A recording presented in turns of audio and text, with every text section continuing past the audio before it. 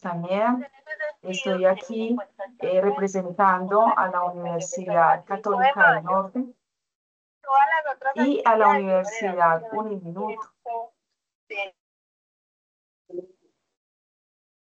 Vamos a tener hoy el día de charla, digámoslo así, día número 3, realmente con un invitado muy especial. Él es el magíster Tomás Pérez Restrepo, que nos va a hablar acerca de la sociología de la infancia y la familia. Creo que a partir de este tema que nos va a hablar el magíster Tomás, vamos a reflexionar en cuanto realmente a esos términos que nos convocan a nosotros como docentes, como personas, como seres humanos. Esos términos que tienen que ver realmente con la infancia y la familia, permitiéndonos, creo, así ese recorrido sobre el concepto de la infancia, cómo ha evolucionado y cómo realmente se ha manejado ese término de niño y niña, cómo ha sido tratado a través de la historia este concepto y por ende el, el rol, digámoslo así, de la familia en este concepto.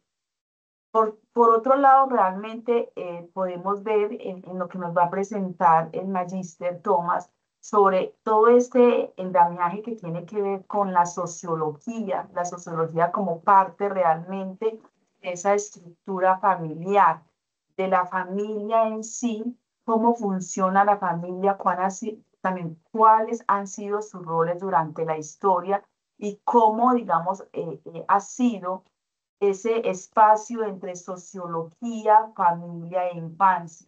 Nosotros esa semana estamos hablando de la infancia, todas las oportunidades que puede tener el niño y la niña, pero realmente tenemos que pensar en cuáles son esas oportunidades y cómo nosotros se las brindamos y realmente cómo está eh, eh, articulada con la sociedad, la familia, el niño, entre sí la infancia y los jóvenes. Entonces, realmente debamos, para no quitarle más tiempo, esperamos reflexionar realmente en estos tres aspectos con el magíster, profesor Tomás Pérez, que realmente ha tenido, digamos, como esa oportunidad y esa posibilidad de esos estudios en cuanto es magíster en educación y que realmente ha acercado a esos términos como tal. Entonces le damos la palabra al señor Tomás Pérez. Él viene representando a la Universidad San Buenaventura.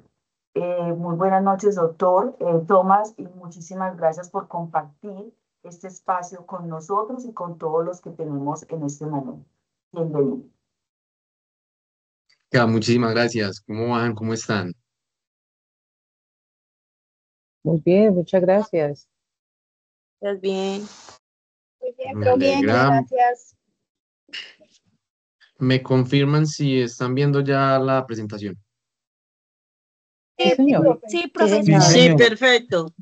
Listo. Bueno, ya como la profe Erika les comentó, pues mi nombre es Tomás Pérez Restrepo. Curiosamente soy licenciado en Educación Física y Deporte pues, de la Universidad de San Buenaventura. Allí mismo realicé mi maestría en Ciencias de la Educación y en la Universidad de Antioquia hice un par de estudios relacionados con la sociología, que es un tema que, digamos, me ha servido para entender y dar una comprensión, digamos, muy holística, profunda a lo que es el fenómeno educativo, el deporte, la infancia, la familia, dado que la sociología como disciplina termina siendo algo muy holístico y que permite una comprensión pues muy amplia de todo el panorama social. Bueno, el orden de la presentación aquí lo observamos, es una brevísima historia de la sociología, la nombro así porque para entender todo su recorrido histórico como disciplina científica, como ciencia social, lleva su tiempecito, entonces va a ser un barrido súper rápido sobre esa historia, sobre sus principales autores que se ha abordado, que ha estudiado y cuáles han sido esos objetos. Luego voy a proponerles a responder por qué la sociología en la formación docente. Soy gran defensor de que como docentes y formador de docentes y en la formación docente como tal, se debe presentar este contenido que tenga que ver con la sociología y la antropología de la educación, antropología pedagógica, porque permite comprender muchos de los fenómenos que pasan en el aula. Y ahorita nos vamos a dar cuenta de por qué. En el tercer apartado, entonces, vamos a hacer un repaso por las concepciones de la infancia y la familia que han surgido a la luz del estudio sociológico e histórico. Ahora sí, entonces vamos a hablar de sociología de la infancia y su importancia para tanto educadores infantiles como para el resto de educadores. La sociología de la familia, cómo se, digamos, hay esa intersección entre infancia y familia. Y por último, la sociología de la educación, que trata de recoger un poquito todas esas perspectivas, todo ese entramado teórico y, y epistemológico que han dado, digamos, surgimiento a este tipo de pensamiento, que es fundamental para el ejercicio docente. Sin más que agregar, pasamos al brevísimo repaso del histórico sobre esto. Mucha gente, cuando les digo que hice un par de semestres de sociología, siempre me preguntan, ¿qué es eso? Pues, ¿para qué sirve la sociología? ¿Cuál es el sentido práctico de estudiar un pregrado en sociología? En este orden de ideas, digamos que uno cuando entra a eso, pues no tiene mucha comprensión de lo que es la sociología. Uno ve un par de cursos introductorios, pero realmente hasta que uno no llega a quinto, sexto semestre, no se da cuenta realmente cuál es el sentido práctico de la sociología y entendiendo que actualmente dentro del campo laboral hay demasiados, digamos, ofertas para sociólogos, para antropólogos, para diferentes, digamos, eh, campos laborales que parte de la sociología. Desde lo histórico, entonces empezamos en 1760, hay un autor anterior a Saint-Simon que no recuerdo muy bien el nombre, pero entonces cuando se configura la disciplina científica de la sociología, parte con Saint-Simon. Porque entonces en la época de Francia, pues los problemas sociales que habían en esta época generaban que se estudiaran los fenómenos y los hechos sociales. En esta perspectiva, todas esas nociones de desigualdad, de pobreza, de por qué se generaba conflicto, violencia, empezaron a hacer preguntas interesantes para la academia. ¿Qué pasa? En ese siglo XVIII, estaba permeado, estaba muy, digamos, estructurado por lo que eran las ciencias naturales, es decir, el método científico, todo lo que pueda ser observable, comprobable y medible, evidencia empírica. Claro, como entonces empiezan a estudiar las repercusiones sociales que tienen las industrias y los progresos científicos en la sociedad, no hay una manera de comprobarlo, medirlo, verificarlo o replicarlo. Entonces, no, digamos, no se empieza a constituir, pero entonces Saint-Simon pone el nombre o pone, digamos, en tensión todo este estudio que tiene que ver con las estructuras y las relaciones humanas. Con ese, digamos, postura o esas premisas que hace Saint-Simon, llega Auguste Comte a decir, esto se llama sociología. Esto es el estudio de las sociedades en todas sus dimensiones, relaciones humanas, estructuras e instituciones. Él pone la ley de los tres estadios, que va instituciones, individuo y sociedad. En esta relación, entonces, estudia cómo las instituciones sociales, que pueden ser, por ejemplo, un caso, la familia, influye tanto en el individuo y cómo esa relación que se da en institución, individuo, influye en la sociedad y cómo eso repercute o reproduce diferentes problemáticas sociales en la época. Durante las mismas épocas, en la otra parte europea, en Alemania, estaba Karl Marx, también desarrollando una teoría sociológica más desde la economía. Cuando nombro desde la economía es porque Marx específicamente estuvo desarrollando todos sus postulados, todas sus ideas en el análisis de la lucha de clases.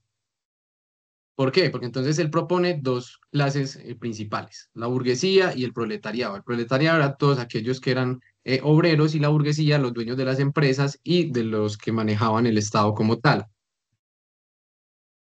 A partir de estos análisis viene haciendo un recorrido histórico, porque entonces ahí propone un concepto que es fundamental en toda la teoría del marxismo, que hace referencia al materialismo histórico. El materialismo histórico es esa, digamos, comprobación que hace Marx de que toda o el motor de la historia siempre ha sido la lucha de clases, siempre ha estado permeado por conflictos, siempre ha estado permeado por diferentes desigualdades. En este orden de ideas, analiza por qué se reproducen y por qué esto ha sido un motor de la historia y propone lo que se denomina estructura e infraestructura o infraestructura y supraestructura. La infraestructura tiene que ver con todos los medios de producción. Entonces, la mano de obra, la plusvalía que serían los costos de producción, eh, digamos que todo lo que tenga que ver con la clase obrera y con el proletariado, que sería la clase, digamos, baja que propone Carlos Marx. Y en la supraestructura están todas esas instituciones que permite que ese proletariado se mantenga allí. Entonces, en esa supraestructura, entonces encontramos la iglesia, encontramos la educación, encontramos las universidades, encontramos la política y el Estado.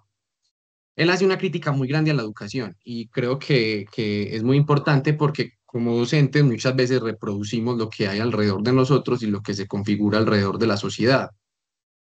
Y él es lo que propone, que esa lucha de clases o que esa, digamos, que se mantenga las personas o el proletario es por la educación, porque claro, a la supraestructura no le interesa de que la mano de obra se estudie porque entonces no va a mantenerse en el proletariado. Entonces lo que hacen es que forman técnicamente. Entonces se da una educación para la producción. Entonces lo que hacen ahí es tecnificar, mejorar la mano de obra, pero para generar más producción.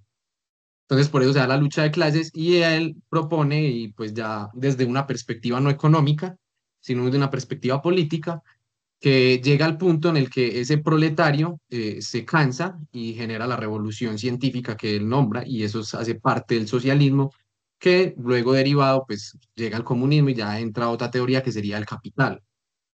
Acá entonces surge ese concepto que se ha mantenido hasta el son de hoy, que es el capitalismo como tal. A la par, también en Francia, está Émile Durkheim, que ya trata de decir que la sociología efectivamente es una disciplina científica, una ciencia social que debe de tener o integra métodos científicos de las ciencias naturales. Eso es lo que trata de hacer Durkheim para analizar las sociedades.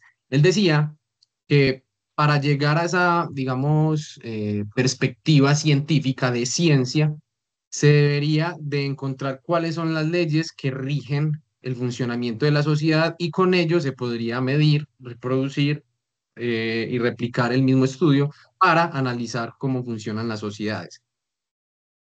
En este orden de ideas, él propone que la educación es una de las leyes para que la sociedad funcione y publica una obra que se llama Sociología y Educación.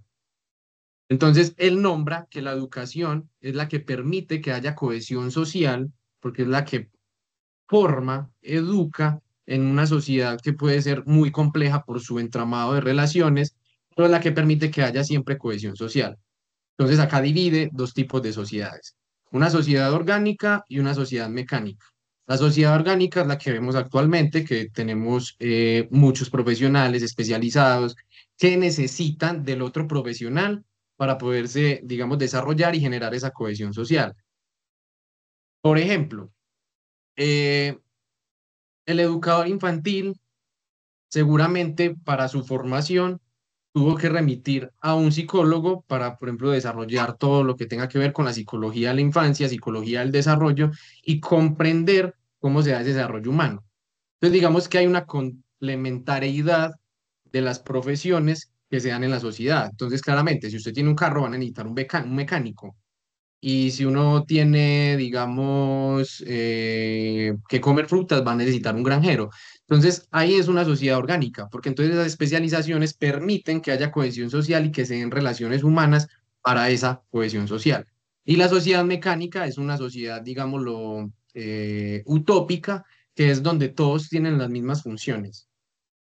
Entonces no funcionaría y no habría cohesión social. Entonces ahí se integra un concepto muy importante en la sociología, que es el de función, que deriva una teoría sociológica de estudio que sería el funcionalismo.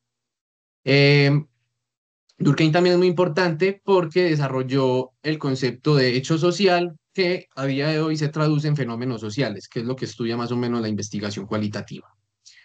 En Alemania, volvemos en Alemania, normalmente la teoría sociológica se desarrolla en Alemania, Francia y Estados Unidos. Por último, Max Weber, digamos que estudió la economía, tiene un libro muy extenso que se llama Economía y Sociedad, creo que es de 1235 páginas, donde analizó cómo se reproducía el espíritu del capitalismo en la sociedad burocrática alemana del siglo XIX-XVIII. Allí publica una obra que se llama El espíritu, la ética protestante y el espíritu del capitalismo. Entonces allí analiza cómo el protestantismo en Europa se había consolidado como una burocracia que replicaba el capitalismo. Entonces había una reproducción de bienes. Y cómo eso vuelve, desde lo postulado Marx, son alemanes, de que eso se lo reproduce la educación. Entonces, miren que la educación siempre ha estado como en esta consolidación de la sociología, siempre ha estado permeada ahí, siempre va a estar ahí, porque efectivamente lo que muchos dicen, lo que siempre se ha dicho, la educación es la base de la sociedad. Y como es la base de sociedad, tenemos que estudiar las relaciones humanas que se conjugan allí.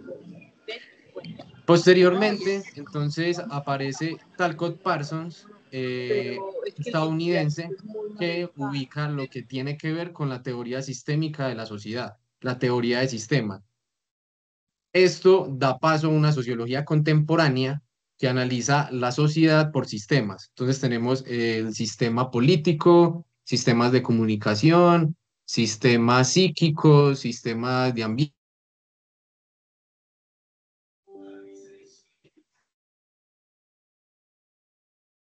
Profe, está silenciado, no se escucha. Se le mutó, profe, la voz. Listo. Bueno, Ya. vuelvo. Alcott Parsons desarrolló la teoría de sistemas, que es la que normalmente se utiliza en el funcionalismo. Ya luego llega un contemporáneo que es Luhmann, y en Latinoamérica un señor que se llama Humberto Maturana, que desarrollan esa teoría de sistemas. Porque entonces, si vamos a ubicar el funcionamiento de la sociedad, se dice que funciona por comunicaciones, por un lenguaje muy de Wittgenstein, y vuelve a aparecer el papel de la educación en la sociedad, porque claro, si vas a adoptar un lenguaje para poderte comunicar y eso hace parte de un sistema psíquico que viene desde las instituciones sociales y eso influye, es decir, instituciones, normas, valores, relaciones, leyes, eso influye en tu inconsciente porque entonces tienes permeado un comportamiento, eh, genera que hayan unas comunicaciones específicas. Entonces, claro, si uno va al sistema de derecho, que no fue Parsons el que lo propuso, pero fue Luhmann, ellos manejan un sistema de comunicación que es propio del derecho. Litigamiento, derecho constitucional, y si uno va al estudio, pues efectivamente utilizan palabras que no se utilizarían en otro tipo de contexto.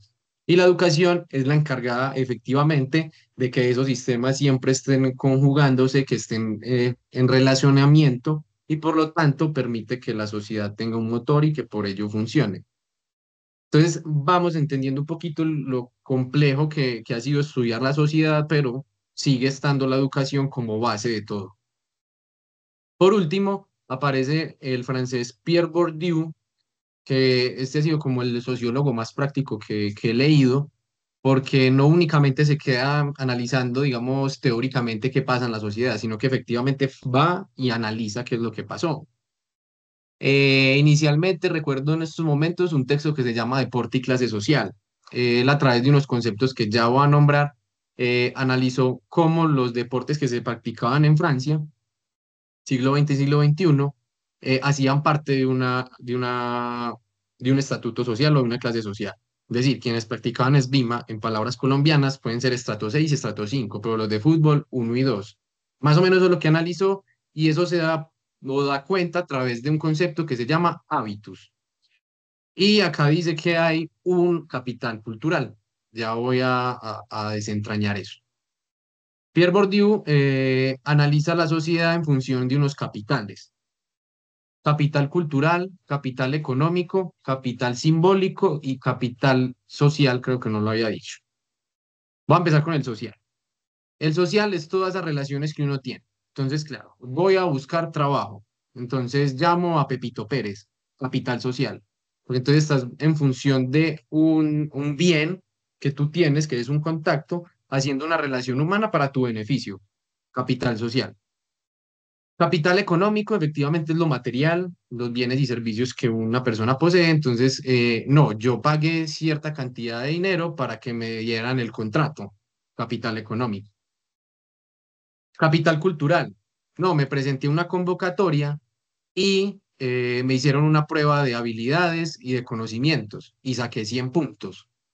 Capital cultural, es decir, tus habilidades, tus conocimientos, tus ideas, tus opiniones. Eh, Capital simbólico es eso que creemos que tenemos, pero no tenemos, básicamente. Es decir, yo voy a ganar el examen para obtener el trabajo, pero no lo gané. Pues creemos que lo tenemos, pero no lo tenemos. De ahí se deriva violencia simbólica. Em, entonces, cuando hablamos de esa reproducción del capital cultural, hablamos del hábitus, porque entonces ya hay una, digamos, reproducción que es común, y eso se vuelve un hábito. Entonces, claro, ya sabemos, por ejemplo, en el Ministerio de Educación, lineamientos curriculares, tenemos todo ese capital cultural y se vuelve un hábito, porque entonces ya sabemos cuál es el promedio o cuál es la persona que se forma en Colombia. Breve repaso histórico de la sociología. Pero entonces, ¿qué es?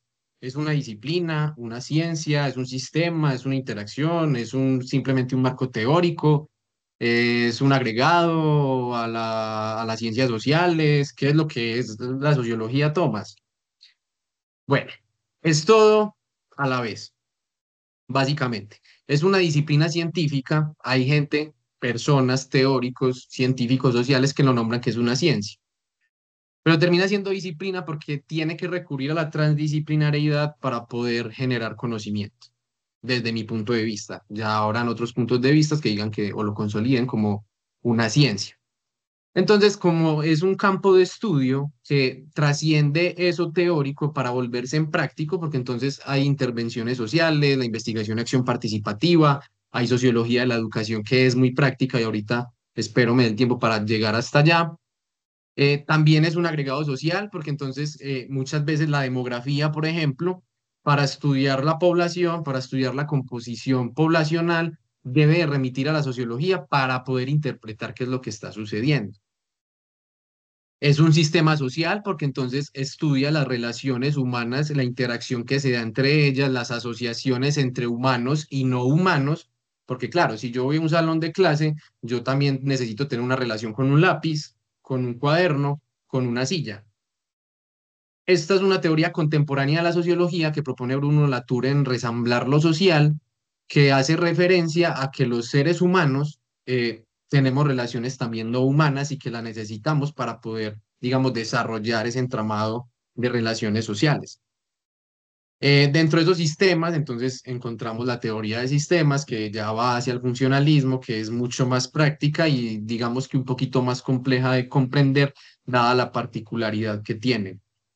Acá se ubican también lo que tiene que ver con las representaciones sociales, que es algo muy remitente dentro de las investigaciones doctorales en nuestro campo, los imaginarios sociales con Cornelius Castroladis, que estudia cómo es ese imaginario que tenemos sobre algo, sobre una representación de la sociedad y que efectivamente no funciona así, por lo tanto se configura como un imaginario.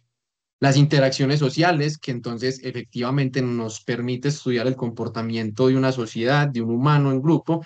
Entonces ya vamos como dirimiendo un poquito para qué nos sirve en la educación, perdón. Si estudia el comportamiento, si estudia las relaciones que se dan en un entorno, entonces, ¿qué puede pasar en la educación? Para que se vayan haciendo las preguntas ahí. Es un marco teórico porque entonces también se configura como un método de estudio, método sociológico, para comprender esas relaciones humanas. Es una conciencia crítica porque quien comprende la sociología efectivamente es crítico de la sociedad, no crítico de criticar porque sí, sino que efectivamente comprende cuáles son esos conceptos que se insertan en un grupo social y qué se debe de hacer para transformarlos o para transformar esa dinámica que no se conjuga como algo de cohesión social o algo bueno dentro de la moral. Por lo tanto, Anthony Giddens, en su libro La imaginación sociológica, nombra que la sociología es el estudio de la vida social humana, de los grupos y sociedades. Es una empresa cautivadora y atrayente al tener como objeto nuestro propio comportamiento como seres humanos. Para Thomas, básicamente la sociología es el estudio de las relaciones humanas en un contexto específico que permite dirimir cómo funciona una sociedad en específico. Para ello, se debe desarrollar lo que se denomina, que es una habilidad de todo ser humano, que es la imaginación sociológica. Esto lo propone Wright Mills y lo empieza a desarrollar con esta premisa: sé una mente que confronte los problemas del hombre y la sociedad por sí sola.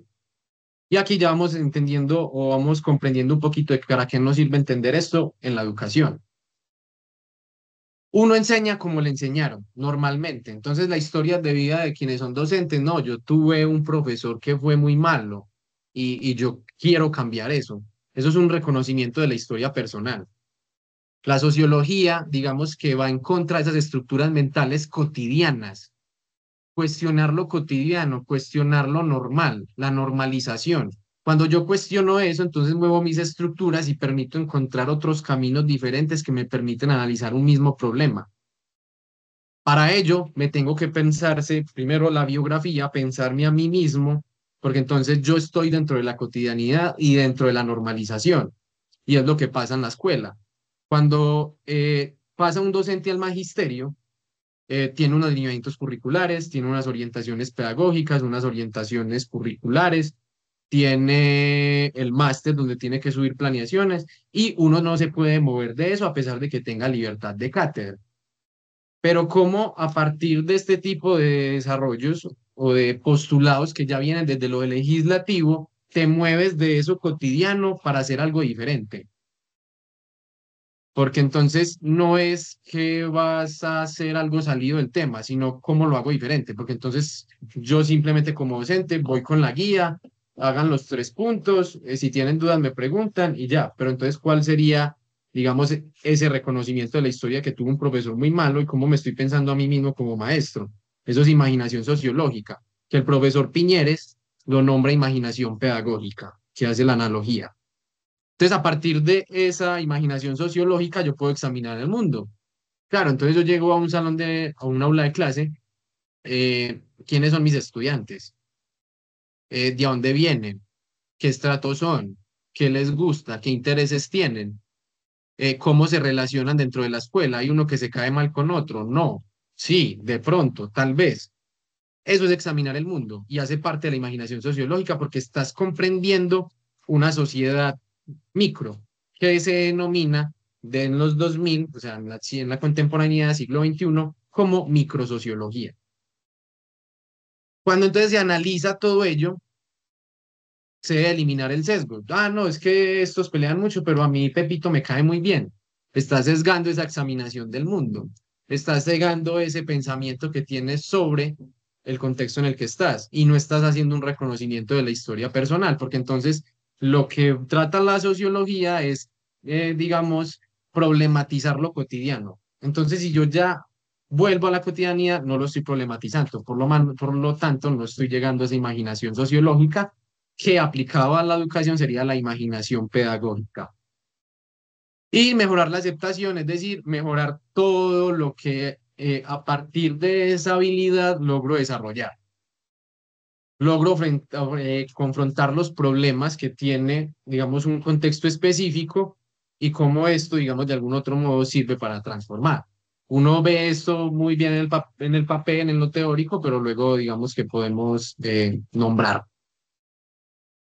En este orden de ideas, la sociología sirve para todo y con esto empecé la charla. Entonces es muy remitente ver sociología urbana, sociología del trabajo, sociología política, sociología de la cultura, sociología de la educación, sociología de la economía, sociología de la salud que muchas veces se utiliza en salud pública, sociología del medio ambiente, sociología del género, sociología de la tecnología, sociología del deporte, sociología del movimiento, sociología del cuerpo, sirve absolutamente para todo, porque como todo hace parte de lo social, y si la sociología estudia las relaciones humanas en un contexto social, sirve para todo. Pasando muy por encimita sobre los campos más recurrentes, entonces la sociología urbana va con todo esto de desarrollo urbano, cómo se dan esas relaciones dentro de la urbanidad, cómo se da la violencia urbana, eh, las construcciones o esta estratificación que se da de usted es 1, 2, 3, 4, lo estudia la sociología, la segregación, qué grupos poblacionales se segregan, qué grupos poblacionales habitan un espacio y cómo esto puede, digamos, interpretar o concluir en algunos conflictos o problemas sociales. Aquí, a partir de estos postulados, se vincula la pedagogía urbana, que es cómo se dan todos los procesos formativos en la urbanidad. Aparece la sociología del trabajo, cómo se dan esas instituciones, esas empresas, cómo se dan las relaciones organizacionales dentro de una empresa, cómo esa empresa y lo que produce entonces aporta la globalización y el PIB. Entonces va haciendo como un entramado de algo que es muy cotidiano, pero que realmente tiene una repercusión muy clara. La sociología de la cultura va más a la semiótica, a lo simbólico, a estudio de los símbolos, a las creencias, a cómo se reproduce, por ejemplo, el ser hincha de un equipo, en una familia, en un grupo de amigos, en un colegio, etcétera. La sociología política, entonces estudia el gobierno, cuáles son las repercusiones que tiene, por ejemplo, un gobierno de izquierda, un gobierno de derecha dentro de un contexto específico. También estudia los movimientos sociales, estudiantiles, campesinos, indígenas, de derecha, ultraderecha, lo que sea, porque entonces esas movilizaciones tienen una repercusión dentro de lo social. Por ejemplo, hay marcha hoy en Medellín. Seguramente eso va a afectar el momento en el que tú vas a llegar a tu trabajo, porque seguramente van a parar el metro y qué repercusión tiene eso entonces en cómo tú llegas al trabajo, en cómo haces lo que tienes que hacer y si no logres cumplir eso, cómo repercute entonces en las relaciones organizacionales de la empresa y cómo esa empresa entonces por esa afectación afecta un poquito el PIB. Por ejemplo, eso puede estudiar la sociología, obviamente entran muchas cosas más dinámicas y más complejas dentro de esa analogía. La sociología de la educación que estudia lo que pasa en una institución educativa, las relaciones, los conflictos, las convivencias, en la educación como una institución social que debe de tener, digamos, una conexión con el Estado y con la política, cómo entonces la educación aporta a la economía, cómo entonces las personas que formamos efectivamente aportan al cuidado del medio ambiente. Muchas veces hay teorías, digamos, de puericultura, al menos en Colombia hubo una que es la degeneración, regeneración de la infancia, que decía que entonces tenemos que educar a los niños, y es una de las concepciones, para que sean saludables, sean higiénicos. Entonces, miren que la educación como que siempre está ahí como conectándose con todo. La sociología de la salud, cómo se reproducen las enfermedades, cómo funciona el sistema de salud, las instituciones o los hospitales, y bueno, y todo ello. Entonces, para no quedarme mucho tiempo acá, pasemos. Entonces, la sociología en la formación docente. Tomás, pero usted nos está hablando de esto muy teórico, pero entonces, ¿para qué nos sirve a nosotros como futuros docentes o docentes en formación? Primero, algo que hemos leído durante toda la carrera de formación profesional como docentes, y es el maestro como un sujeto social, pero como social también es crítico, y como es crítico es político. Y la sociología nos permite desarrollar esa comprensión holística de la responsabilidad tan grande que tenemos. Entonces, si tenemos ese pensamiento crítico, podemos reflexionar y hacer investigación desde la educación, es decir, investigar nuestra propia práctica, reflexionar sobre nuestra propia práctica. Y para reflexionar sobre ello, tenemos que leer el contexto en el que estamos. Tenemos que hacer, digamos, una comprensión profunda de lo que pasa en nuestra institución educativa, de qué personas estamos, con las personas que estamos formando, que estamos trabajando, quién es el coordinador, quién es el rector, cómo funcionan esas relaciones, porque seguramente si uno tiene un rector o un coordinador que no le cae bien y que se la tiene montada, seguramente su trabajo va a ser muy malo o seguramente va a vivir con estrés. Entonces, es desarrollar esa conciencia crítica y esa comprensión holística que permite la, com- la complejidad de la sociología al momento de adoptarla. La influencia social. ¿Cómo entonces lo que hay alrededor de la escuela, de los barrios donde viven nuestros estudiantes, efectivamente afectan o cómo eso se, digamos, vincula o se, digamos, integra dentro del contexto educativo en el que nosotros nos desarrollamos? Y a partir de esa comprensión es que se podemos encontrar oportunidades de reflexionar sobre esa práctica para transformar las diferentes digamos, problemáticas que encontremos dentro de una institución educativa, que todos los días se van a encontrar. Siempre hay una problemática por la cual abordar. También permite entonces analizar las políticas educativas, qué repercusión tiene un decreto, por ejemplo, que sacaron hace 3 semanas, de que no, los docentes tienen que estar 6 horas, pues que en qué, digamos, repercute eso en la labor docente. ¿Será que llegarán más descansados? ¿Será que van a tener más tiempo para planear? ¿Van a tener más tiempo para escribir? No lo sabemos. ¿Qué repercusión tiene ese tipo de políticas educativas? Permite analizar las desigualdades educativas. Digamos que todos sabemos que la desigualdad es algo en Colombia que es latente, pero entonces, ¿cómo lo podemos observar de manera micro dentro de una institución educativa? Bien sabemos que hay niños, por ejemplo, que tienen muy buenas habilidades, muy buen capital cultural, y hay otros que no, y cómo eso genera una desigualdad en el aula, o cómo eso genera una desigualdad en cómo se percibe al niño dentro del contexto en el que está. También entonces permite desde esa síntesis, desde esa, digamos, visión holística de qué es el fenómeno educativo, adoptar lo que es la diversidad cultural. Todos venimos de una historia diferente, venimos de culturas diferentes, a pesar de que, digamos, 6 personas nacimos en Medellín, seguramente nuestros abuelos son de otros lados y todas esas raíces, digamos que dirimen, que tenemos diferentes historias, y al tener diferentes historias, me devuelvo a la imaginación sociológica, eh, tenemos una forma particular de pensar, y cómo es desde esa forma particular, efectivamente, afrontamos y confrontamos las problemáticas sociales que se integran dentro de un aula y que hacen parte de nosotros, de nuestra biografía.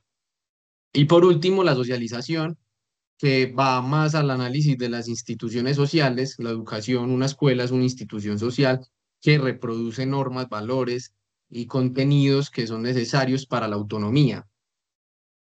Acá entonces se vincula algo muy importante dentro de los estudios de infancia, diferente a la sociología de la infancia, que es la instituética. La instituética es ese campo de estudio que se encarga de estudiar, valga la redundancia, todas esas instituciones educativas que se encargan de trabajar con la infancia.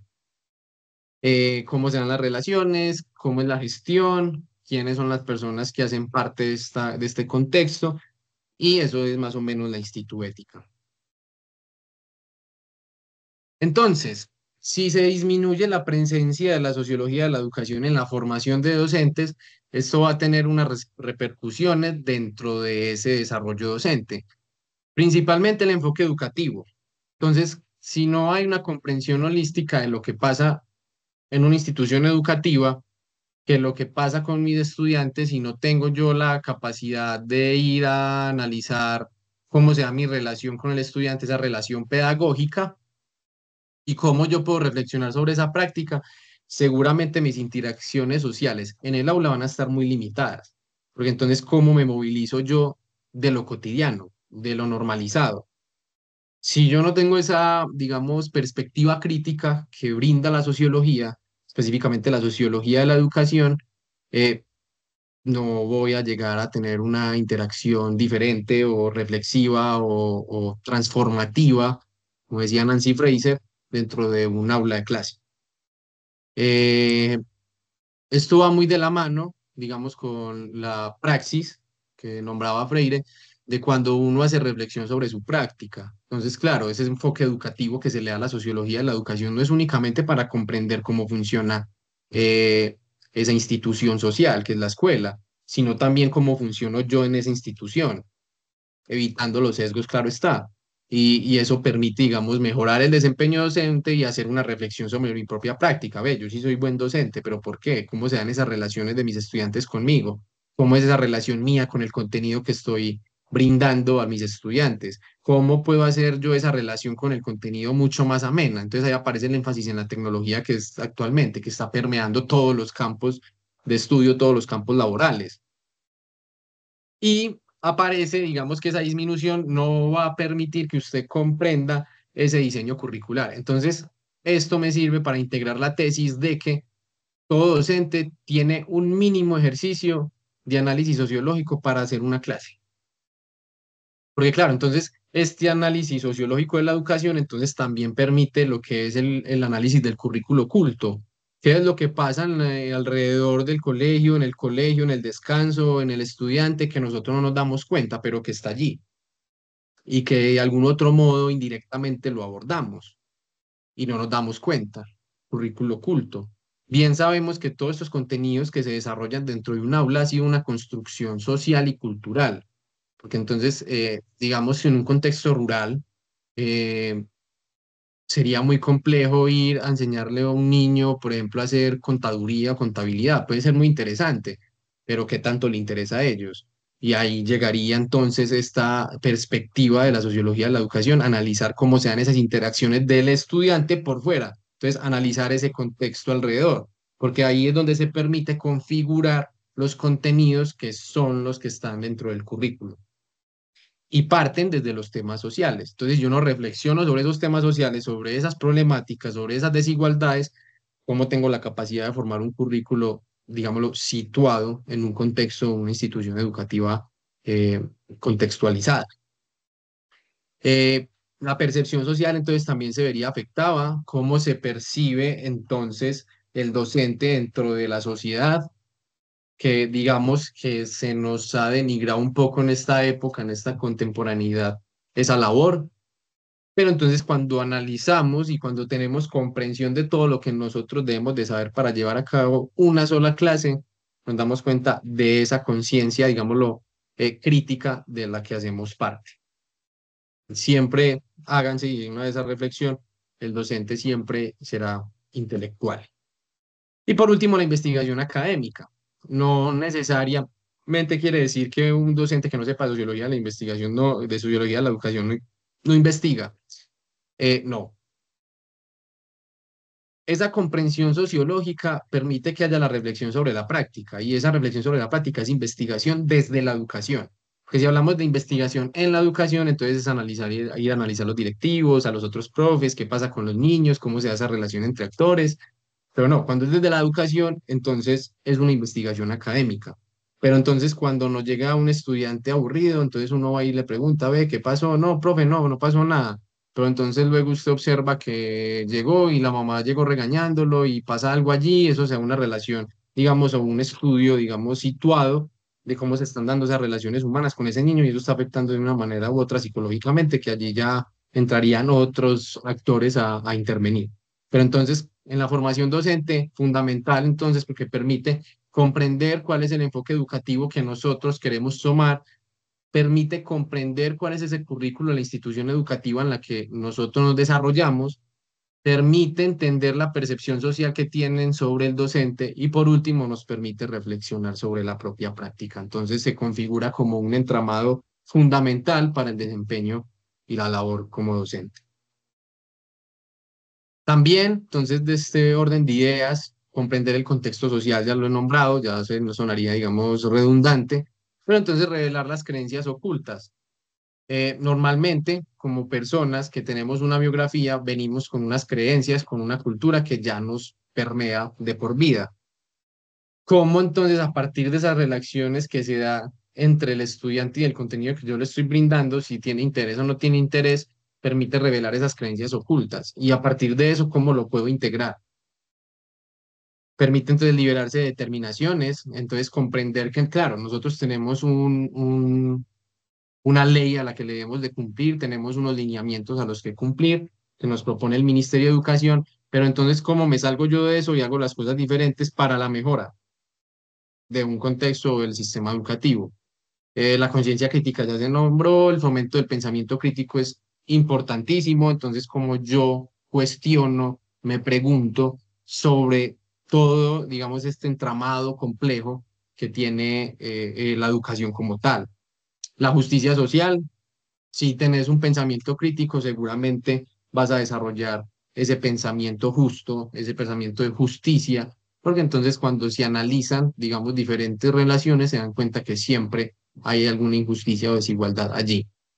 Es muy importante nombrar, y traigo a colisión esta, digamos, paráfrasis que realizo de Chaparro en el 2014, y es entender el aula como un microcosmos, es una réplica de la sociedad. en la que las relaciones de poder perpetúan de algún modo el orden social establecido entre sujetos dominantes y sujetos subordinados, propiciando así el racismo, el sexismo, la opresión y la pobreza. ¿Qué quiere decir esto? Que el aula o la escuela es el reflejo de lo que pasa afuera de ella. Seguramente un niño donde haya vivido en un contexto de racismo va a llegar al colegio a ser racista. Un, un chico que haya recibido mucha opresión por parte de su familia siempre va a llegar a agachar la cabeza donde esté. Entonces, claro, el aula, en el contexto, digamos, natural, imagínense así la escuela como tal, las sillas, todo, es reflejo de lo que pasa fuera de ese aula, lo que está pasando en la sociedad. Y si son, digamos, reflexivos sobre ellos y piensan, digamos, de un poquito más allá, se dan cuenta de que sí. Si uno analiza el contexto donde está ubicada la escuela, muchas veces lo que pasa allí es el reflejo de lo que pasa afuera. Y allí es donde se revelan esas creencias ocultas. Allí es donde podemos comprender ese contexto social. Eso es lo que nos permite entonces liberarse. Y como ya nos preguntamos, ya estamos fomentando el pensamiento crítico y la justicia social, que es importante dentro del desarrollo o el ámbito educativo. También entonces permite aplicar conocimientos, digamos, especializados, que permiten mejorar, digamos, las planificaciones que se desarrollan para mejorar la enseñanza, mejora la eficacia docente, porque entonces estamos pensando no únicamente en el ahora, sino que también qué pasa allí atrás, comprender las dinámicas sociales, cómo se dan esas interacciones del estudiante por fuera y cómo por fuera entonces permea al estudiante y permite pues desarrollar prácticas inclusivas. Esta la voy a pasar porque ya sería como repetir. Y pasamos entonces ya a lo que nos compete, que serían esas concepciones de infancia. El origen de la palabra infancia es infans, que es latín, que hace referencia al que no habla, ¿cierto? Entonces, desde allí, cuando entonces hablamos o siempre vamos a hablar de infancia, estamos en una posición de que es vulnerable, porque entonces el que no habla, el que no puede comunicarse, o un adulto pequeño, un adulto chiquito, entonces luego, posteriormente, entonces aparece la definición de la RAE, que es una etapa del desarrollo.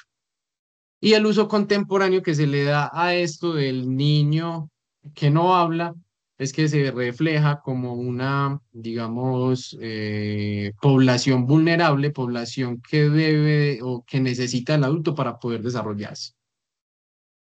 Desde la perspectiva de Weiserman, que es la visión sociológica del niño, es decir, que el niño tiene que es un actor social que anteriormente no se había, digamos, desarrollado como tal o no se había tenido en cuenta en la Edad Media o en estas épocas donde se tomaba esa infancia como el que no habla. Pero también es una infancia que al considerarse un adulto chiquito, entonces se reproduce o se representa de la manera en la que se representan las meninas, por ejemplo. Philippe Ariès, que aquí les pongo el librito, en su libro de Un centenario sobre los niños, sobre la infancia, hace un análisis sociohistórico a partir de las obras de artes que se han desarrollado a lo largo de la historia sobre esa concepción de infancia. Entonces, claro, en la Edad Media los niños eran adultos en miniatura o adultos chiquitos. Reflejo de ello, las meninas, vean que están vestidas como entonces la señora que está mayor al lado, que tienen el vestido entonces así súper victoriano, que usan fajas, que se peinan. Entonces era un adulto pequeño, no tenía una concepción de que era una persona que no hablaba o que era vulnerable o que era, digamos, desde esta comprensión. Entonces parte de allí. Ya en el Renacimiento, entonces hay un sentimiento hacia la infancia, porque entonces, claro, es una persona que necesita ser formada, que no está, digamos, como dentro de su ámbito de desarrollo, que entonces hay una comprensión de que los niños en esta época, por las condiciones de salud pública y salubristas, no, digamos, duraban hasta los 6 años. Entonces, seguramente en el Renacimiento, y Philip Arias lo nombra, de que un niño en estas épocas, al menos Edad Media, Renacimiento y la Ilustración, si un niño se moría antes de los 6 años, no pasa absolutamente nada. Pues no había ni llorar, normalmente no los velaban, simplemente los enterraban y ya. Pero entonces cuando ya se desarrolla un poquito la medicina y los niños pasan de los 6 a los 7 años, entonces sí, ahí sí. Pues, o sea, un niño en la Edad Media pasaba 7 años y le celebraban todo, ahí sí había nacido, pero es por las condiciones culturales y contextuales que se desarrollaban. Ya en el siglo XVII y XVIII se consolida el concepto de infancia como aquel, digamos, sujeto que es vulnerable y que es permeable, formable, institucionalizable, que es aquel niño que necesita del adulto y se idealiza esa concepción. Ya en el siglo XX hay un reconocimiento totalmente holístico sobre la infancia, que no es únicamente esa infancia vulnerable, sino que tiene, digamos, una condición de subjetividad, es decir, que se puede formar y que tiene una identidad propia. Entonces, aquí lo que les iba nombrando, la infancia higiénica, es esa infancia entonces que es limpio, que puede, digamos, tener condiciones salubres, que entonces como ya se sabe que la infancia es lo que permite que haya población desde lo demográfico, entonces tenemos que tener intervención médica y de educación para que ese niño pueda pasar a ser una infancia futurizable. Es decir, aquella entonces que puede ser moldeada a través de la disciplina de la educación y que puede convertirse en adulto y aportar mucho a la sociedad. Pero entonces cuando eso no pasa, que pasa también mucho en el ámbito educativo, y eso hace parte de la sociología de la infancia, que nosotros tenemos un niño emblema. Un niño que entonces es el disciplinado, el que se porta bien, el que es súper puestecito, el que hace las tareas, el que es súper inteligente. Y para nosotros esa es la infancia emblema. Pero entonces cuando ya pasamos a la otra infancia, entonces sería una infancia vulnerable, porque entonces la estamos discriminando. O es una infancia abandonable, porque entonces como no es ese emblema, es muy permeable o ser susceptible a abandono. Y eso no debería de pasar. Pues a pesar de que uno hace clic con algunos estudiantes, pues uno no debería de idealizar lo que es la infancia. Por eso entonces aparece el concepto de infancias con S, porque entonces ya remitimos a una infancia, hacemos a la psicología del desarrollo que es biológica, pero cuando entonces ese concepto o concepción de infancia se ve permeado por lo social, entonces se generan nuevas concepciones que efectivamente parten desde la experiencia fenomenológica, porque cada experiencia de vida humana, cada biografía, cada historia de vida, imaginación sociológica, tiene unas repercusiones totalmente diferentes. Entonces está la infancia vulnerable, que es ese periodo, digamos, de donde los niños necesitan de protección de la madre, que todo esté en función de ellos para que pueda pasar de los 6 años, básicamente. Suena muy feo, pero realmente es así.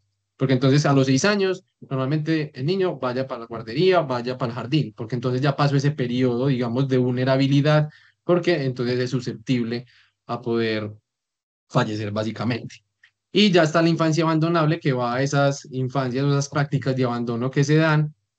Por ejemplo, en la Edad Media lo que hacían era que un niño estaba muy enfermo, entonces se lo daban a una nodriza cuestionable y como no tenían las condiciones salubres, pues el niño simplemente moría. Entonces es una infancia abandonable que actualmente es una problemática que está porque pues, hay todavía infancias que se abandonan de algún otro modo.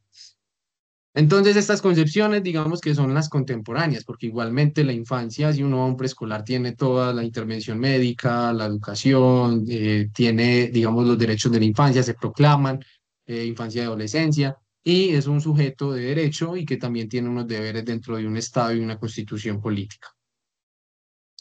Entonces hablamos también de las infancia institucionalizada, es aquella entonces cuando entra a la escuela, cuando entra a la guardería, que ese concepto de guardería me suena muy feo porque es como guardar la infancia, digámosle preescolar. Infancia institucionalizada, entonces aquella que entonces destaca la influencia de esas instituciones sociales, la instituética, por ejemplo, que ahí integra para el estudio de esas instituciones que abordan la infancia, y entonces se institucionaliza para poder entonces desarrollar esa infancia higiénica y futurizable. Actualmente, entonces, está la infancia digitalizada, es aquella que entonces está permeada por las pantallas, por la tecnología, por una sociedad del rendimiento, por una sociedad infocrática, como nombra Byung-Chul Han, que tenemos tanto acceso a la información, entonces que un niño tiene mil de acceso a la información, pero entonces como es infancia digitalizada, entonces permea esa influencia social que está dentro de la institución. Entonces ahí entonces se observa que está en un enfoque moderno que está permeado por una alta influencia social. Luego entonces está el enfoque tradicional, que es esa infancia consumidora, que es la, digamos, esa percepción que se tiene desde la sociología de que un infante pues no consume absolutamente nada, una infancia no es consumidora, no es capitalista, y desde ahí, como actor social, entonces se estudia. Y la infancia como sujeto de derechos cuando ya entonces se proclaman los derechos de los niños y como tal. Ahora, entonces, ¿qué concepción hay sobre la familia que permea esa concepción sobre la infancia? Bien se sabe desde la historia que la familia es una unidad social básica, una institución social básica, que como la educación es base de la sociedad, porque es de la familia donde se repercuten y se reproducen esas normas, valores que, digamos, una institución o una estructura mucho más macro, que es eso que todos sabemos que está, pero que no lo vemos, influye en la familia. Y como influye en la familia, entonces también influye en la infancia como tal, que nace en ese nicho de la familia. Dentro de una familia, entonces se analizan también los roles y funciones que cumplen. eh, Dentro de la dinámica familiar, entonces, el padre trabaja, la madre cuida a los niños, o los dos padres trabajan. Entonces hay unas concepciones de familia ya que entonces cumplen un rol dentro de esa infancia. ¿Es de cuidado, o es de trabajo, o es de futurización, o es de institucionalización? ¿Qué rol está cumpliendo esa familia con esa infancia? Entonces ahí digamos que surge o emerge el apoyo y la contención. Se genera un entorno seguro o no se genera un entorno seguro. Esto es como sería la interpretación como de los tipos de desarrollo dentro del desarrollo humano de Papalia, que se utiliza mucho para el estudio del ciclo vital de los niños. La unidad de convivencia, entonces, qué relaciones se conjugan dentro de una familia. La unidad económica, porque efectivamente una familia es la base económica de un infante, una infancia, porque entonces es la que permite que esa infancia sea futurizable. Es la sociología de la infancia básicamente. Entonces, como claro, si está cumpliendo un rol y función y es una unidad de convivencia que se da de relaciones humanas, por lo tanto, allí hay una transmisión cultural, hay una transmisión de capital cultural, habilidades, valores, normas, conocimientos. Entonces, claro, todos sabemos y siempre lo hemos dicho, de que la familia es la primera escuela. Entonces, muy importante el papel de la familia para esa sociología de la infancia, para esa sociología de la educación. Entonces, estas tres que están configurando un entramado que es muy importante para los estudios de infancia, los estudios relacionados con la educación y los estudios relacionados con la familia. Y pues esa familia como unidad social básica que permite el desarrollo personal de un individuo que nace allí. Entonces, cuando hablamos de la familia como una institución social, ya entonces estamos otra concepción sobre la familia que es más desde lo sociológico y es esa relación que se da de la familia como un entramado de relaciones sociales, porque entonces de allí ese capital cultural, pero entonces si la familia tiene muy buenas relaciones, usted también tiene muy buen capital social, porque entonces el amigo, el primo, el tío, tiene una empresa que te puede dar trabajo, capital social. La familia entonces te da el capital económico, la familia seguramente te da el capital simbólico y seguramente nace la pregunta, no, pero es que hay personas que no nacieron en un nicho, digamos, familiar con muy buenos recursos económicos y terminaron siendo unos empresarios y ganando un poco de plata. Seguramente entonces dentro de algún estudio, Capital Cultural hizo una relación que lo permitió llevar o formar una empresa que lo permitió ser exitoso, capital social. Esta interdependencia es que muchas veces la familia, como pasa en el aula, es un reflejo de lo que pasa en la sociedad. Porque entonces seguramente el papá tiene que trabajar en una empresa y en esa empresa pasan algunas cosas. Seguramente el hermano mayor va a la universidad y en esa universidad pasan algunas cosas. Entonces está conectada con la sociedad y todo está interconectado. Y eso es más o menos lo que trata de hacer la sociología cuando se analiza la infancia y se analiza la familia. Esa familia tiene entonces unos factores externos que entonces está influenciado por esos capitales que ya nombré anteriormente y como nombré en la diapositiva anterior, es la célula básica, es un orden regulador, porque entonces reproduce las reglas legales, reproduce lo que quiere el Estado, reproduce lo político, porque entonces ahí se integra la formación ciudadana. Entonces, esa unidad como familia es fundamental, tanto para la infancia como para la educación, como para la sociología en general, porque entonces es la base que permite estudiar esas relaciones humanas que permiten dirimir lo que surge en la sociedad o lo que repercute en la sociedad como tal. Entonces, la sociología de la infancia es un campo de estudios multidisciplinario, porque entonces, claro, yo voy a hacer sociología de la infancia, cómo se dan esas relaciones de ese actor social, porque entonces cuando hablamos de la nueva sociología de la infancia, que en términos históricos es muy joven, porque surgió hace menos de 30 años, entonces es súper importante tener en cuenta ello, porque entonces eso es lo que es actualmente.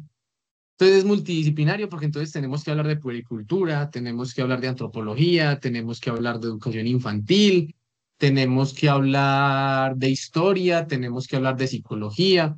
Entonces, claro, remite a muchos campos de estudio para generar conocimiento en esta, digamos, campo. Al ser, digamos, una disciplina nueva dentro de la sociología, entonces digamos que su objeto, bien se sabe que es la infancia cuando se configura como un actor social, porque entonces un niño puede pensar, puede hablar, se puede relacionar, puede jugar, a través del juego desarrolla diferentes relaciones humanas y eso estudia la sociología. Entonces es posible, es un actor social.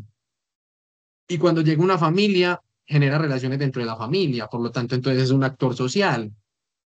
Entonces, primero, sociología de la infancia es multidisciplinario, no es únicamente que los estudios de infancia en sociedad se hagan única y exclusivamente con teorías o métodos sociológicos, hablando de comprensiva, funcionalismo, funcional estructuralismo, estructuralismo, teoría crítica, no. Entonces, remite a varias disciplinas para poder generar ese conocimiento, al ser una disciplina nueva. Eh, Claro, primero antes de llegar a la sociología de la infancia surgen los estudios de infancia, que es todo ese conocimiento que se genera alrededor de la infancia. Entonces, cuando hablamos de historia de la infancia, estudios de infancia.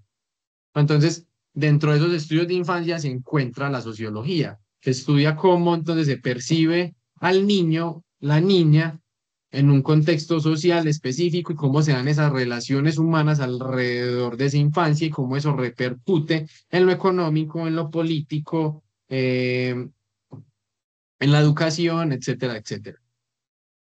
Tiene un enfoque instrumental que los niños sí o sí, digamos que son estudiados como una parte de una sociedad mucho más amplia, que se ha, digamos, vuelto muy complejo su estudio por las representaciones e imaginarios que un niño puede tener sobre lo que pasa en un entorno específico, porque no hay un, digamos, y lo decía Piaget, una conciencia ya mucho más ampliada, pero entonces surgen otras teorías a contraposición que permiten encontrar ese contenido o esos datos importantes para hacer sociología. Se encuentra entonces ese enfoque instrumental. Por ejemplo, la filosofía para niños puede ser un instrumento interesante para abordar esas representaciones e imaginarios sociales que tienen los niños y cómo eso, pues, esa representación imaginario viene desde lo social. Los intereses compartidos, entonces hay una sociología de la juventud que está mucho más institucionalizada y que tiene mucho más desarrollo como disciplina científica, entonces le remiten teorías y métodos de allí para generar conocimiento en sociología de la infancia.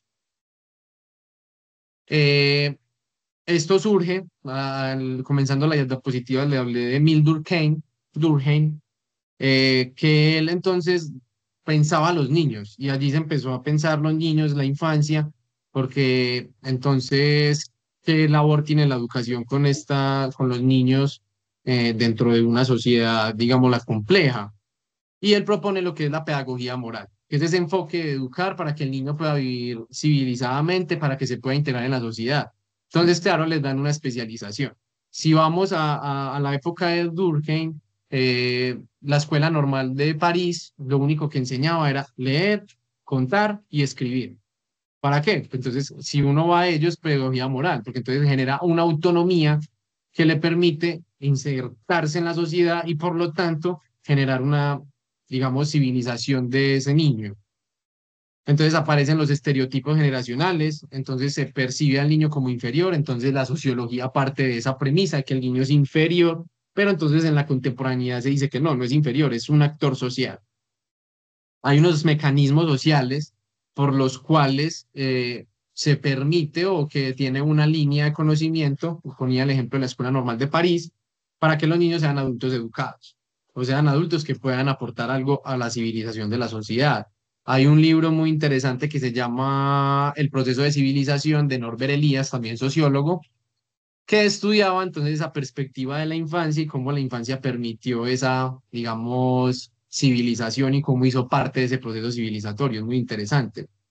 Y hay un discurso escolarizante, entonces, que los niños deben de ir a la escuela para poder formarse en las normas sociales, para poder reproducir los valores sociales, para poder reproducir el ideal de formación que se tiene o la misiva común sobre el ideal de formación o el objetivo de la educación como tal.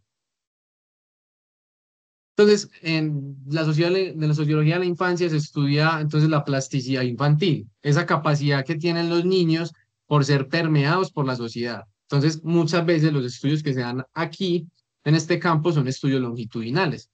Entonces, claro, se estudia un niño cuando entra a transición o cuando entra a preescolar y cómo todo eso va permeando hasta llegar a primero y qué de lo social hay allí en ese proceso formativo. Ya hay una premisa que sería entonces lo político, porque entonces el Ministerio de Educación propone cómo desde formar un niño. Entonces ya inicialmente hay una institución que permea esa plasticidad o ese proceso formativo. Luego entonces, dentro de ese contexto específico del aula, el niño socializa, hace relaciones, a veces no hablan, pero hacen amiguitos, juegan con los compañeros, y eso es una habilidad innata del ser humano, una habilidad nata porque somos seres sociales. Entonces, como esa socialización infantil está permeada por, digamos, eh, mm, está permeada por procesos sociales específicamente, o cómo eso permea o esos valores sociales están permeando ese proceso de socialización. Está la integración social, cómo entonces los niños, lo nombraba anteriormente, hacen parte de un ciclo civilizatorio y hacen parte de esa sociedad. Porque entonces, claro, si no hay natalidad, no habrían escuelas, demográficamente. Si baja la natalidad, que es algo que está pasando actualmente, por lo tanto se cierran escuelas.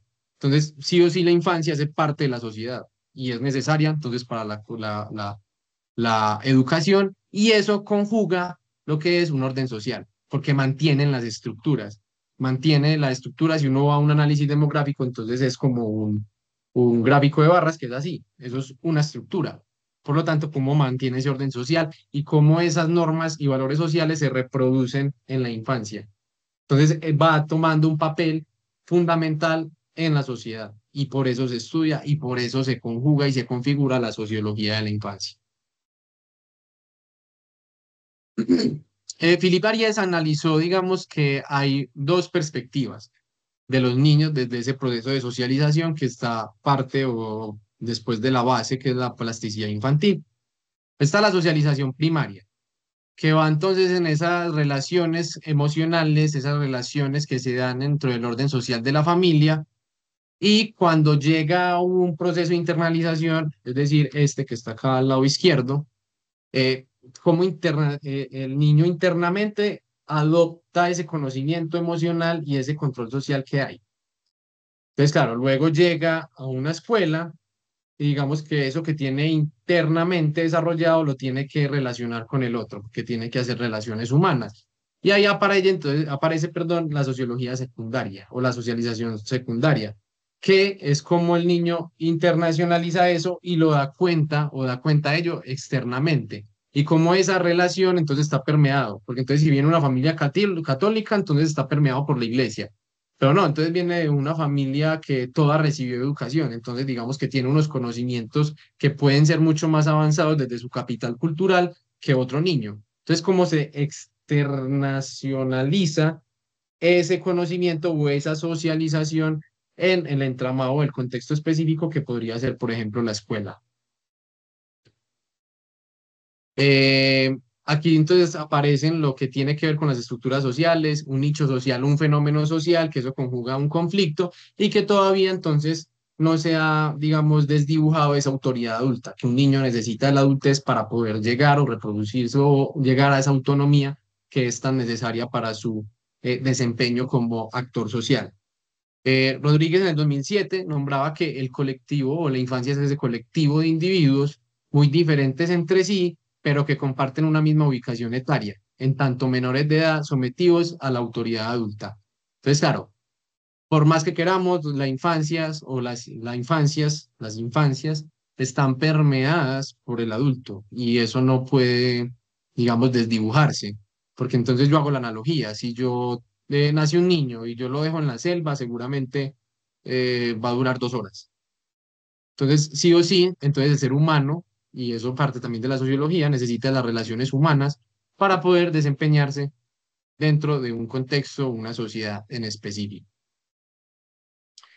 Dentro de esa, digamos, desarrollo de la sociología han aparecido unas líneas de investigación que hacen referencia a las estructuras sociales, que entonces sería la escuela, el hospital, la política, eh, la familia. Entonces hay diversas, digamos, estructuras o instituciones que permiten como ese enfoque y cómo se concibe o cómo se relaciona la infancia en ese enfoque como tal. La infancia como una categoría social, entonces muchas veces hablamos de representaciones sociales sobre la infancia, una categoría social, también como un componente importante del contexto histórico, hablando desde las concepciones de la infancia, del trabajo infantil, entonces la división del trabajo, cómo hace parte entonces de esa infancia del trabajo, porque entonces si yo tengo un hijo, seguramente me va a tocar trabajar más para poder, digamos, brindarle todas las condiciones para su desarrollo. Entonces, como esa infancia está permeada por fuerzas económicas, por las fuerzas institucionales, por una ideología familiar que hace parte del capital cultural y cómo puede ser marginalizada como tal. Ahora, hablando de la sociología de la familia en relación o con relación a la sociología de la infancia, entonces esa estructura social como unidad que define las reglas y los roles que va a cumplir esa infancia dentro de un contexto en específico. Esas relaciones familiares, entonces, permite el estudio de las interacciones como tal de los miembros de la familia y cómo eso permea a la infancia. Entonces, cómo en la familia está la influencia social y cómo esa norma social que está o cómo el alrededor que hay de la familia permea a la infancia. Cómo el contexto, a su vez de la influencia, permea a la infancia con esos aspectos sociales y cómo hay unos cambios coyunturales, culturales de ese capital cultural en todas las diferentes estructuras familiares. Es decir, seguramente la primera generación es diferente a la segunda generación. Entonces, cómo esas infancias que nacen son totalmente diferentes. Y eso se da a través de esas relaciones que se dan y desde la luz, por ejemplo, de la teoría de Pierre Bourdieu, en esos tipos de capitales que se desarrollan dentro de una generación. Las áreas de investigación de la sociología de la familia, perdón, es pues, en el libro de Gerardo Pastor, nombra entonces los tipos de familia, la socialización, las dinámicas de género, el impacto de la tecnología y las políticas públicas diferentes de las que les nombré anteriormente, que son las que están correlacionadas directamente con la infancia. Entonces, ¿qué pasa? Sociología de la infancia versus sociología de la familia. La sociología de la infancia entonces toma al niño, a la niña como un actor social activo que hace parte del proceso de civilización o del proceso social como tal. Y la familia estudia o se enfoca únicamente en estudiar esas dinámicas que se dan dentro de ella y cómo la sociedad permea a la familia y cómo la familia permea a la sociedad, pero esas ambas cosas, digamos, convergen porque entonces permean también a la infancia. Estos estudios entonces tienen unos enfoques diferentes, unas metodologías diferentes. Aparece entonces ese concepto de agencia, que es todas las prácticas que se llevan a cabo con la infancia, porque entonces, claro, y ahí pone como el ejemplito de una persona pegándole al niño, porque entonces ahí hay una agencia porque hay una práctica sobre de la infancia, entonces se concibe o se configura, se conjuga como una agencia como tal. Y ahí va la diferencia, pues las dos pueden estar relacionadas, pero tienen unos enfoques totalmente diferentes, porque en sentido de que yo tomo la infancia como un actor social y en la sociología de la familia yo estudio esa, digamos, ese árbol genealógico, esas relaciones que se dan allí, sin tener en cuenta si es una infancia o no. Entonces ahí es como que empieza a sacar la comba, la infancia y se empieza a concebir como una sociología como tal. Ahora sí, sociología de la educación, y creo que con estas dos termino. La sociología de la educación, desde lo histórico, entonces tiene una fase fundacional, que yo lo dije desde Durkheim, tiene un desarrollo institucional, que entonces la educación a lo largo de toda la presentación, de toda la charla, se ha concebido como la base de la sociedad. Y es súper importante concebirla de esa manera, porque entonces allí se conjuga también la concepción de la infancia y la concepción de la familia, porque muchas veces todo lo que pasa en la familia pasa en la infancia y la infancia lo lleva a la escuela.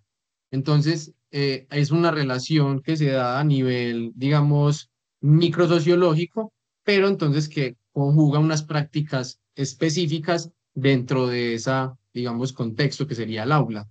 Esa consolidación crítica, entonces las teorías de la reproducción social, entonces cómo la educación reproduce estructuras, reproduce, digamos, dinámicas estructurales, como por ejemplo puede ser la pobreza o la desigualdad en la educación, se reproduce y no nos damos cuenta porque hace parte del currículum oculto, que es todo eso que sabemos que pasa, pero que no nos damos cuenta. Y la diversificación contemporánea, que es como la globalización, lo geopolítico, por ejemplo, el cambio climático, afecta entonces en el modo en el que usted da una clase. Seguramente en estos momentos en España les tocó volver al tablero, en las universidades, en las escuelas, en los preescolares. Porque entonces, si estamos, digamos, en una edad que es virtual, en una educación que ya es virtual, que necesitamos diapositivas, necesitamos de un recurso tecnológico.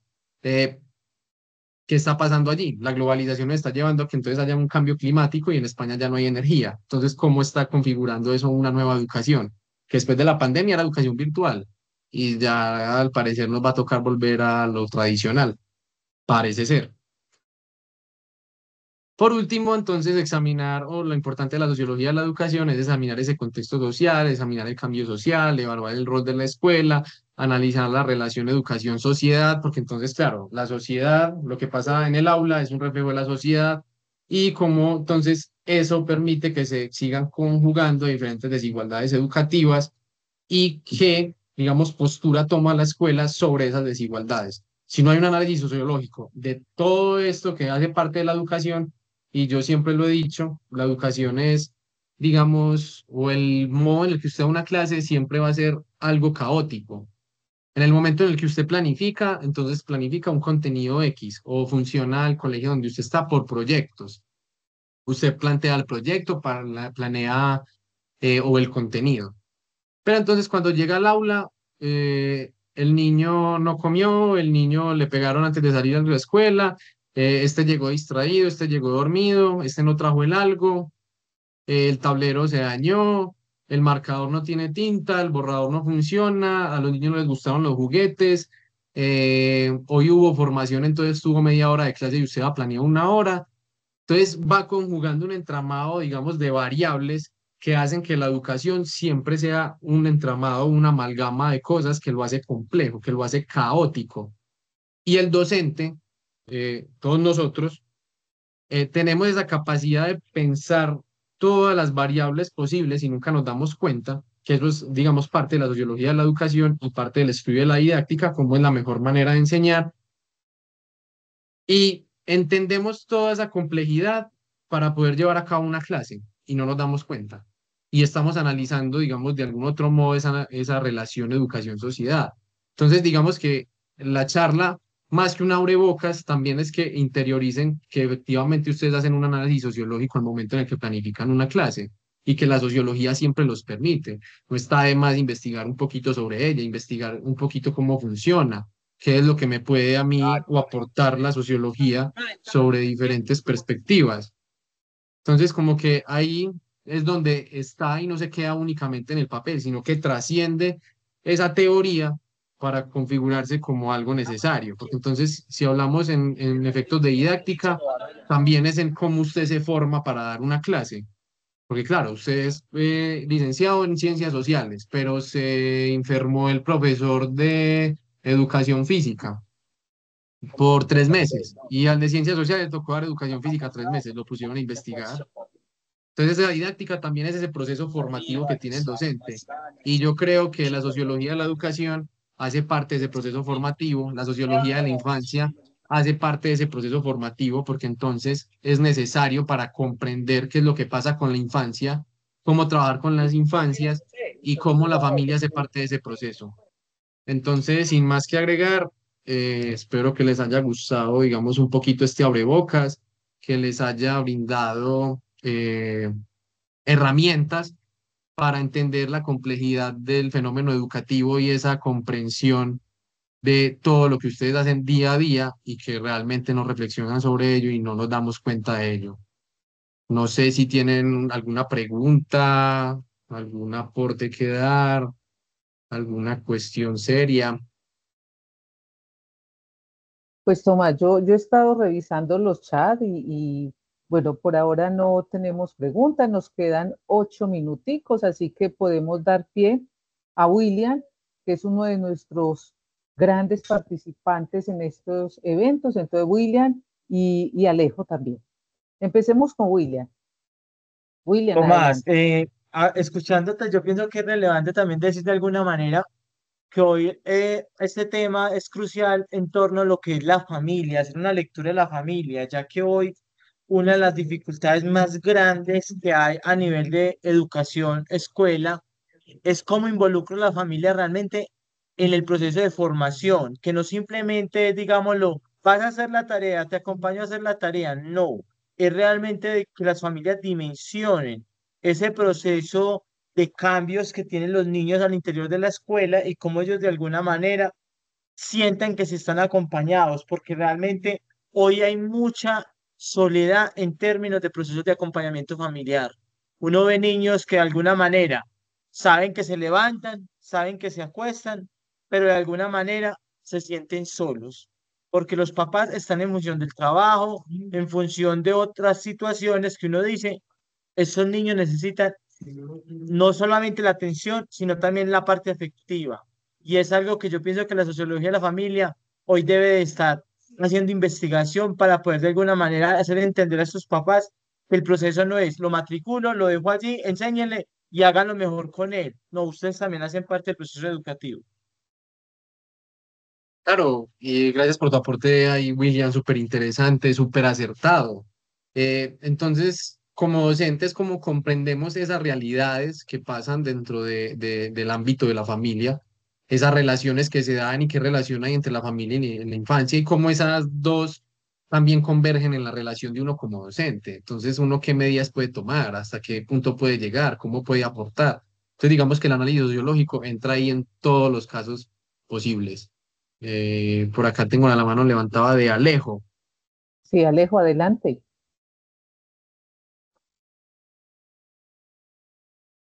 Bueno, entonces mientras Alejandro va activando su micrófono, démosle, profe Tomás, la palabra a Isaac Roa, que también tiene la mano levantada. Isaac.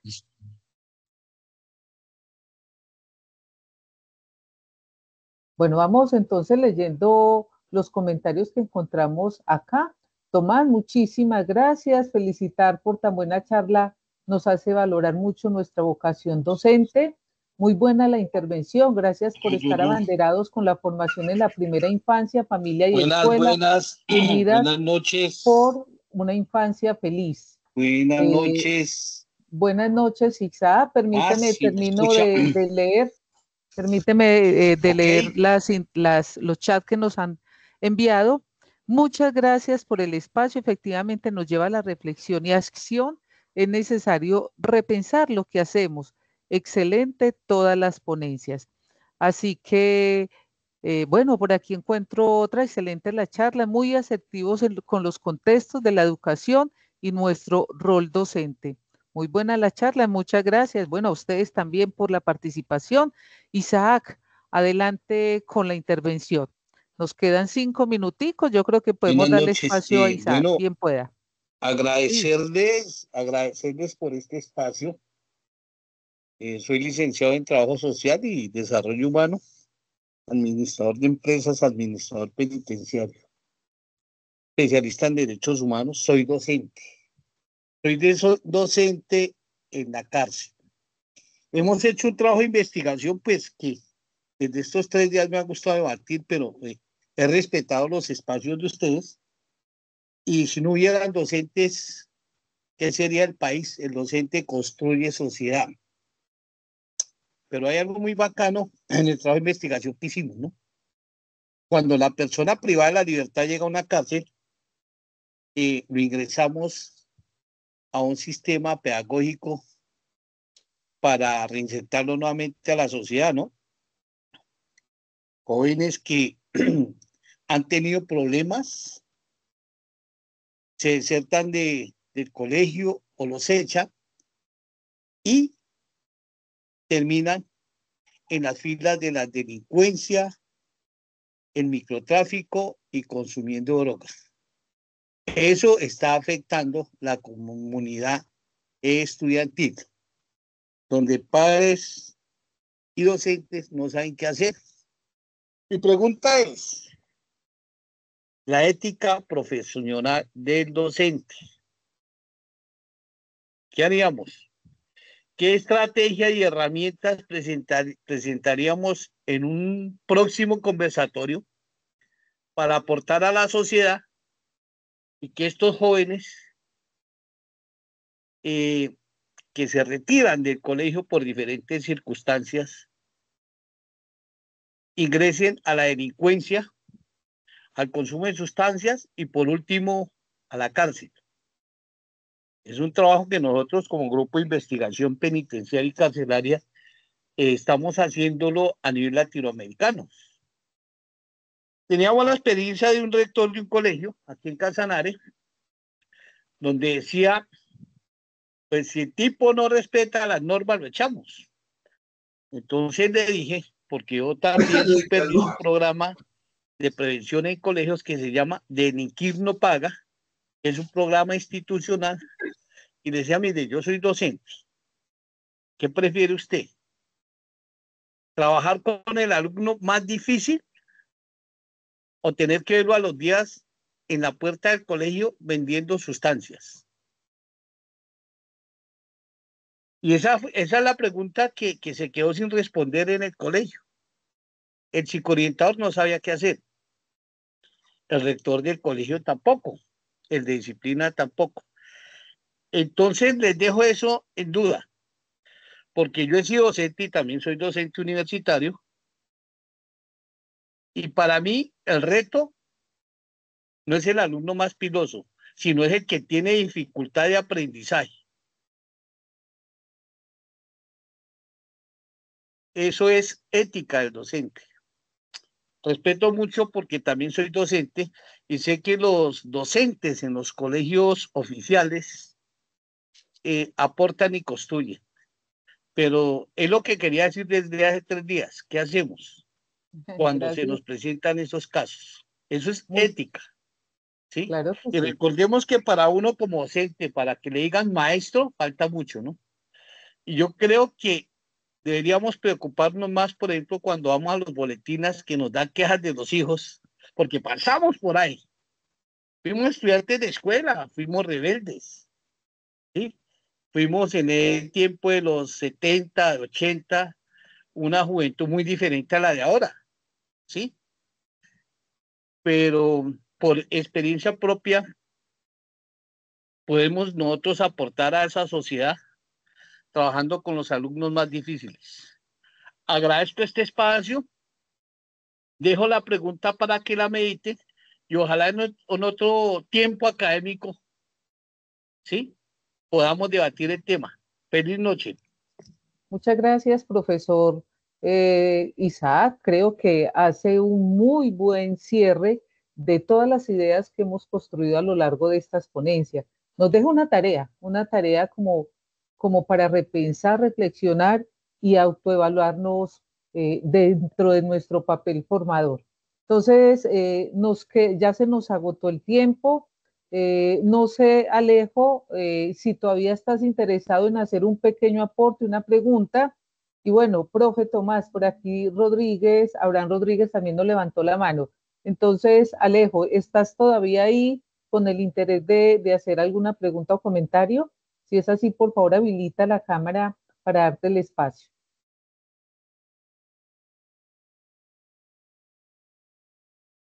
Alejandro. Bueno, a lo mejor tendrá problemas de comunicación. Abraham, ¿algún comentario para hacer? ¿Alguna pregunta? Claro que sí. Primero que todo, muy buenas noches para todos, damas y caballeros. Agradezco el espacio y a cada uno de los ponentes en las 3 jornadas. Soy de la Universidad San Buenaventura de Medellín, docente en formación en condición de discapacidad visual. Primero quiero hacer una consulta al ponente frente a algo que hizo mención, y fue cuando hizo alusión a que no iba a reiterar en las prácticas inclusivas. O sea, eso me cuestiono un poco porque me pareció que fue un poco excluyente, ¿cierto? Y creo que estamos en un proceso donde la sociedad cada día se está formando para integrarse y para ser una sola y no para ser excluida. O sea, esa terminología creo que me sacó un poco como de contexto y no supe como el motivo o el porqué de ello, ¿cierto? Eso como en primera instancia. Y por consiguiente, quería pues consultar si la sociología de la educación y la sociología de género se podían unificar, ¿cierto?, para una formación integral y qué metodologías tanto teóricas como prácticas se podían implementar para que la formación cumpla con esos criterios que la sociedad siempre está buscando alcanzar. Muchas gracias.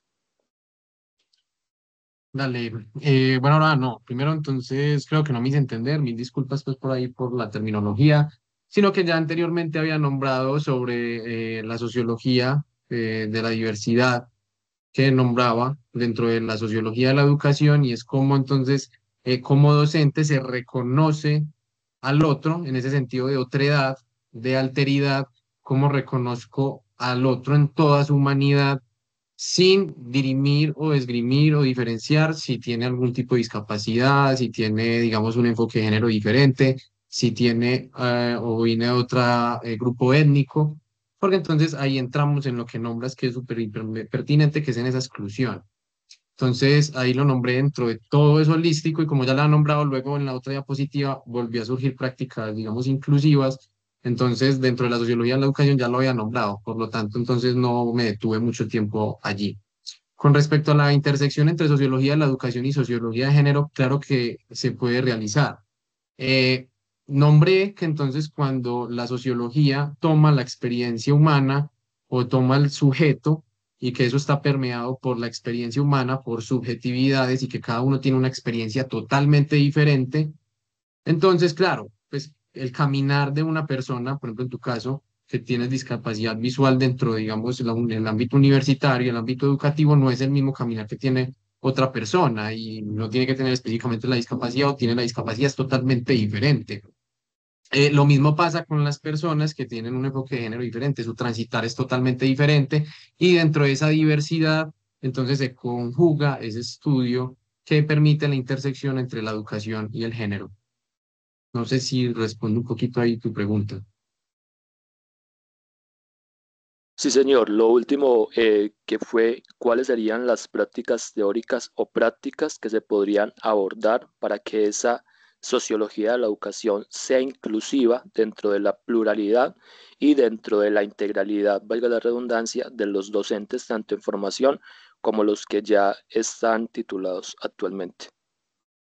Eh, Nombraba durante toda la, digamos, la charla de que cuando hacemos un ejercicio de docencia o de enseñar algún tipo de contenido o de formación, siempre está permeado por un análisis sociológico, pero no nos damos cuenta, porque entonces dentro de la práctica yo analizo quiénes son mis estudiantes, qué relaciones tienen, cómo se da relación dentro de ese contexto específico que es la aula, cómo yo como docente me relaciono con ello, cómo me relaciono con el contenido, me relaciono con mi compañero.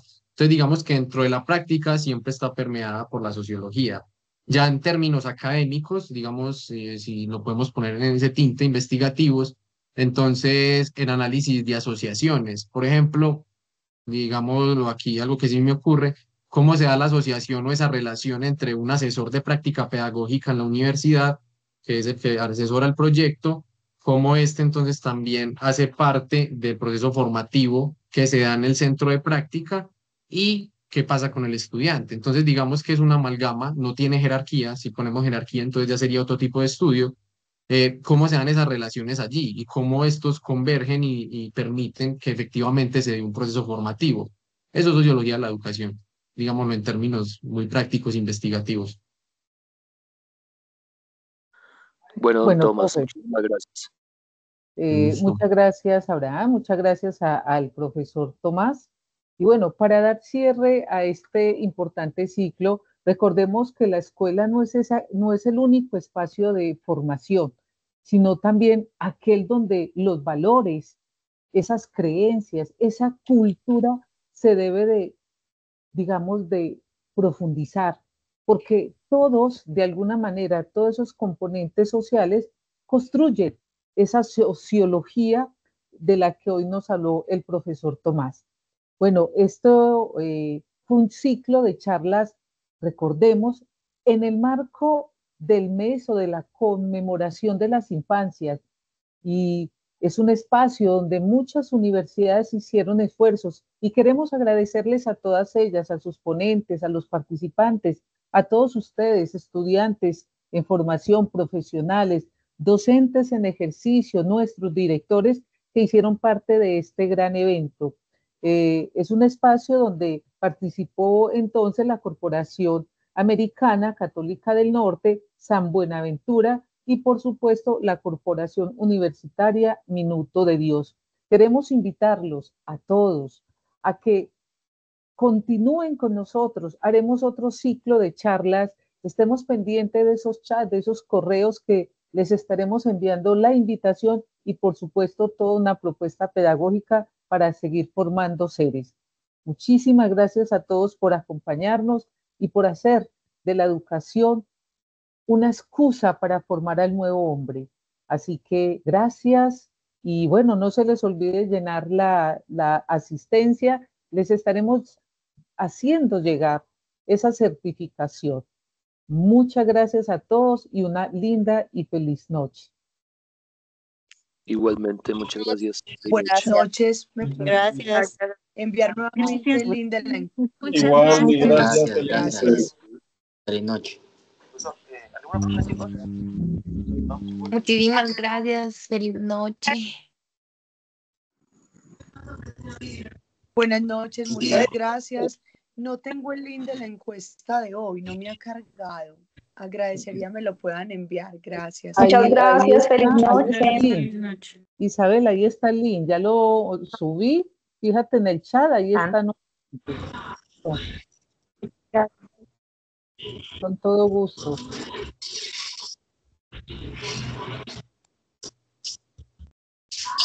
Buenas noches. Mi pregunta es que tampoco pude diligenciar el link de hoy. Buenas noches, el link se encuentra en el chat y también está fijado en el chat. Pueden diligenciar. Buenas noches, una pregunta. ¿También hubo link de asistencia el día de ayer? Sí, señora. Ah. Listo, gracias. Con gusto. No sé si uno no llenó el link de ayer ni el de antier, pero estuve en clase. No, el certificado les llega solamente a quienes hayan diligenciado los 3 enlaces de los 3 días. Listo, gracias. Con gusto. ¿Es este? No.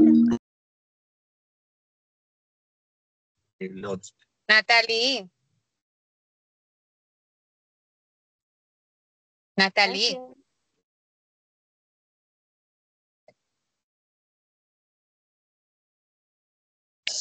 No, mire que no encontré el link.